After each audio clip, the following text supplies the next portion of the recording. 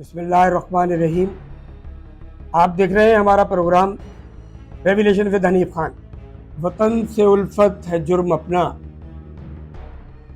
ये जुर्म ता जिंदगी करेंगे, है किसकी गर्दन पे ये खून नाहक, ये फैसला तो लोग ही करेंगे। और वतन परस्तों को कह रहे हो वतन का दुश्मन, डरो खुदा से, जो आज हम कह रहे हैं कल ये सभी कहेंगे। अल्ताफ हुसैन जो कि इस मुल्क की एक हकीकत है, अल्ताफ हुसैन जो अवाम के दिलों पर राज करता है, अल्ताफ हुसैन जो अवाम के सर का ताज है, उस पर सियासी पाबंदियां 2015 में लगाई गई थी। और अल्ताफ हुसैन ने पाकिस्तान के खिलाफ अगर कोई बात की तो वो 22 अगस्त 2016 को की थी। 2015 को जो पाबंदी लगाई गई थी, वो पाबंदी आखिर किस वजह से लगाई गई थी? कि उसकी तकरीर पर पाबंदी थी, उसके नाम लेने पर पाबंदी थी। और फिर हुकूमत को ये कौम को बताना होगा, हुकूमत को पाकिस्तान के अवाम को बताना होगा कि अल्ताफ हुसैन का आखिर कसूर क्या था कि जिसकी इतनी बड़ी सज़ा उसको दी गई कि आज वो शख्स जिसके माथे पर आपने एक दाग गद्दारी का लगाया है, चुप के वो ना गद्दार है, ना वो इस मुल्क से बेवफाई कर सकता है।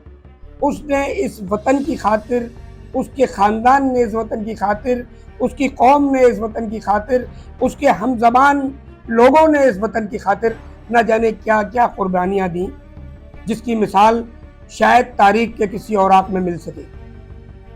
इस बात पर बहुत इंतहाई अफसोस है उस तबके को जो अल्ताफ हुसैन को चाहता है।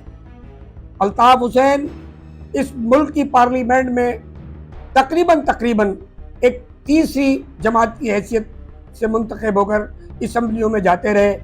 और उसके साथ साथ जो जुल्म ज़्यादतियाँ, जो बर्बरियत इस जमात के ख़िलाफ़ रखी गई, उसका इजाला होना भी बड़ा ज़रूरी है। क्योंकि नवाज शरीफ साहब ने आज तक पाकिस्तान के लिए, अफवाज पाकिस्तान के लिए, इस्टेब्लिशमेंट के लिए क्या कुछ नहीं कहा। उसको इस मुल्क में बाकायदे दूल्हा बनाकर लाया गया और दूल्हा बनाकर ही उसको इस मुल्क से रुखसत कर दिया गया। वो शख्स आज इस मुल्क से जा चुका है और उसको किसी ने कोई किसी किस्म की पाबंदी नहीं लगाई। सबके जुर्म ये है, अगर जुर्म गिनाने चलूं तो महमूद अचकज़ई साहब ने भी कभी पाकिस्तान के लिए अच्छे अल्फाज अदा नहीं किए।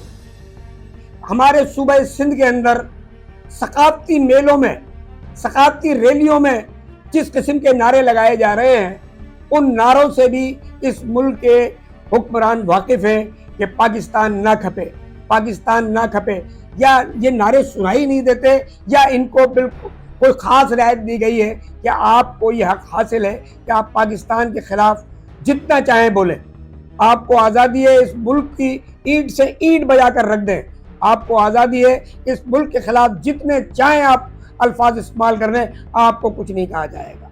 अगर कहा जाएगा इस मुल्क में तो सिर्फ उस कौम को कहा जाएगा जो इस कौम की वफादार है, इस मुल्क की वफादार है, अफवाज पाकिस्तान की वफादार है। हमने सन 1965 और 71 की जंग में भी ये साबित किया था कि हम फौज के शाना बशाना खड़े थे।